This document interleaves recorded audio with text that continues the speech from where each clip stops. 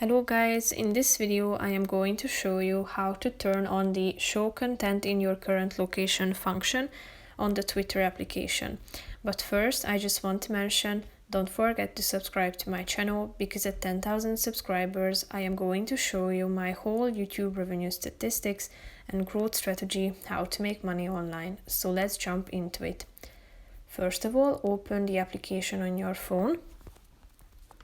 You should tap on the search icon down below, which is the second option, and tap on this settings icon in the upper right corner of the screen, and in the explore settings section you can see that there is this location header, and there is the show content in your current location function.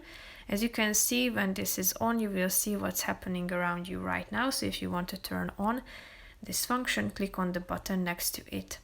However, if you turn it off, you will be able to explore locations here, so you are ready to search for your location or for any locations that you are interested in, either from this list, or you can also type in the location that you have in mind into the search bar, and then after selecting it, tap on the button down in order to save it.